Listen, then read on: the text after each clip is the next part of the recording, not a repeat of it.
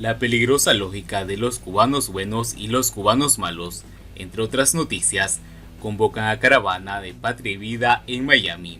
¿Cómo están, amigos? Bienvenidos a Noticias Importantes. Comenzamos. Por más de 6 décadas, el Partido Comunista, valiéndose de los medios de comunicación y de su entramado de organizaciones de control social, todo pagado con el dinero de los cubanos, han dividido la ciudad entre buenos y malos, con la obviedad reiterada de que los buenos han sido ellos y son ellos, los revolucionarios, el gobierno, los que aplauden y finalmente los oportunistas que prueban las mieles del poder pero sin salirse del guión político. Pero si nos dejamos guiar por esa narrativa del Partido Comunista de Cuba, PCC, es lógico que nos preguntemos en algún momento qué debería pasar en Cuba si los malos fuéramos más. Revisando los resultados de varias encuestas realizadas por el Observatorio Cubano de los Derechos Humanos en 2019, es decir, antes de que se explicitara todavía más el agotamiento del sistema socioeconómico vigente, encontramos algunos datos interesantes. Solamente el 17% de la población pensaba que la solución para los problemas de Cuba estaba en construir una sociedad verdaderamente revolucionaria y comunista. El 16% pensaba que había que mantener intacto el ejemplo y la influencia de Fidel Castro en nuestros líderes. Una cifra similar, el 16,3% se mostró en contra de que Cuba transitara un sistema democrático y de libre mercado, y el 13% no considera necesario un cambio en el país, y un 5,8% pedía que las medidas del gobierno, ya por sí escasas e ineficaces, fueran más lentas. La otra cara es que la mayoría de los cubanos encuestados cree que el país necesita cambios y que estos deben ser hacia una economía con libre iniciativa y propiedad privada, y hacia una sociedad donde se respeten los derechos humanos. Los jóvenes quieren los cambios más radicales, que lo cambien todo. La mayoría de los cubanos también quieren que los cambios sean rápidos. Aunque entre las posiciones pueden existir importantes matices, es evidente que aquellos cubanos que hacemos un diagnóstico de la realidad y pensamos distinto al discurso oficial somos la mayoría. El agotamiento del modelo y la necesidad de un cambio urgente se reflejan en el aumento de las protestas sociales, a pesar de la cantidad de controles que el gobierno está implementando con el pretexto del COVID-19.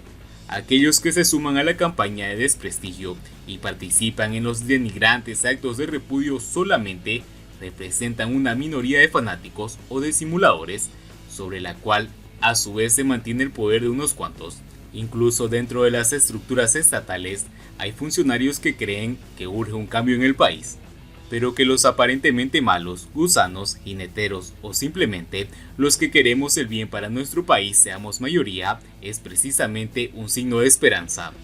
El problema que debería preocuparnos como sociedad es si dentro de los supuestamente malos y los supuestamente buenos toman fuerza los malos de verdad, aquellos en su mayoría adscritos al Partido Comunista de Cuba, llenos de odio e intolerancia, que no conocen reglas, que son oportunistas, que son la encarnación del hombre nuevo, pero encantados de conocerse tal cual son.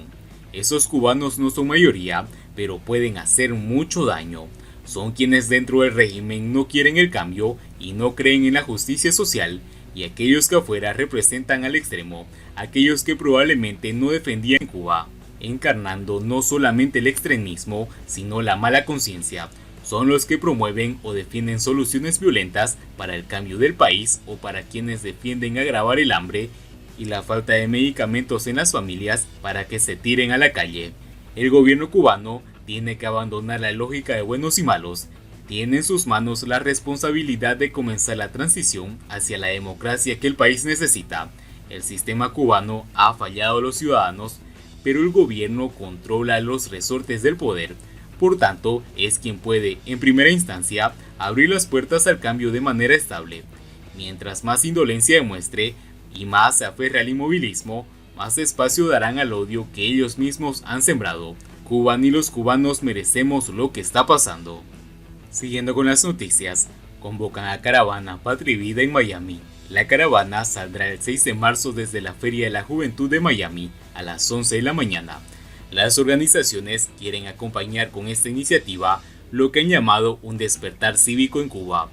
El movimiento Democracia y otras organizaciones del exilio cubano convocaron a una caravana en Miami para apoyar el denominado Un despertar de la conciencia cívica en Cuba tras la canción Patria y Vida.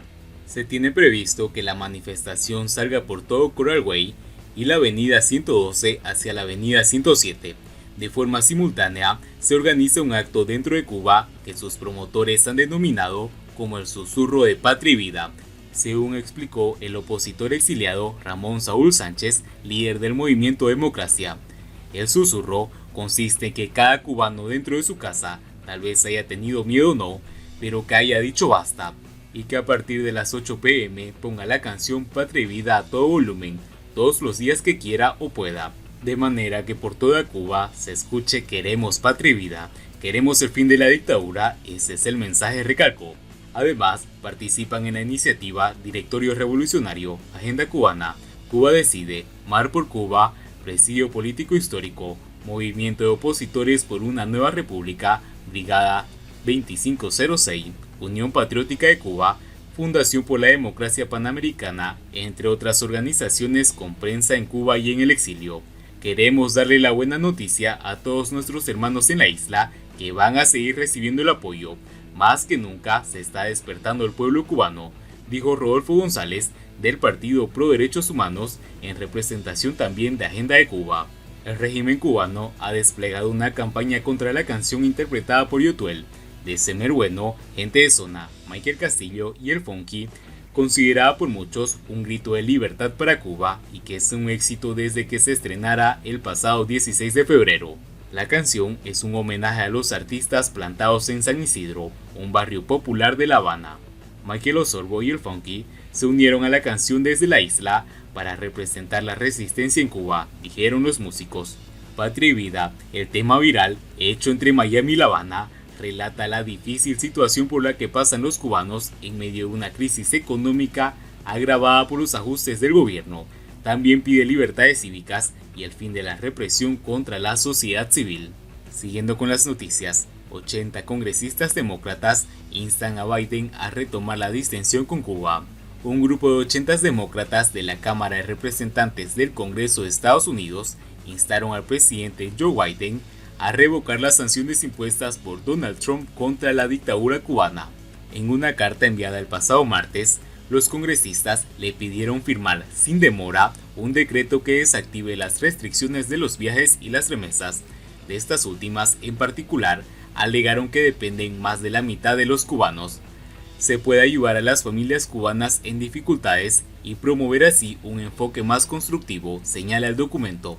La misiva la suscriben entre otros Bobby Rush, Wayne Moore y Barbara Lee, partidarios reconocidos del deshielo hacia Cuba, y se incluyen además líderes de los comités de asuntos exteriores, servicios financieros y asignación de la Cámara Baja del Congreso. En el contexto, se demanda reabrir la Embajada de Estados Unidos en La Habana y normalizar las relaciones diplomáticas, lo cual traería beneficios en temas como la salud y la seguridad, según ellos. Asimismo, se pide revertir la decisión politizada del saliente gobierno de Trump para reintegrar a Cuba a la lista de estados patrocinadores del terrorismo, lo cual contribuye a dañar la economía, afirman los congresistas. Esta iniciativa se suma al proyecto legislativo presentado a comienzos de mes por el senador demócrata Ron Wyden, jefe del Comité de Finanzas del Senado de Estados Unidos, dirigido a levantar el embargo a Cuba y establecer relaciones comerciales normales entre ambos países. El embargo de nuestra nación a Cuba es un artefacto de las décadas de los 60. Continúan con esa anticuada y dañina política de aislamiento, sería un fracaso del líder estadounidense. Si bien Trump aumentó las tensiones con Cuba durante su desastroso periodo en el cargo, soy optimista sobre el nuevo curso diplomático del presidente Biden, dijo Biden en un comunicado. Sin embargo, hasta el momento no se ha dicho si se retomará totalmente el acercamiento emprendido por el expresidente demócrata Barack Obama. La semana pasada se abrió el país a extranjeros que optan por las tarjetas de residencia Green Card, echando atrás las restricciones impuestas por Donald Trump en abril de 2020. Y bien amigos, así vamos terminando las noticias importantes del día de hoy. Espero que las noticias hayan sido de su agrado y no olviden que nos ayudarían mucho compartiendo las noticias y así poder informar a muchas más personas de la verdadera realidad en Cuba. Muchas gracias por seguirnos, no olviden suscribirse, nos vemos en el siguiente informe.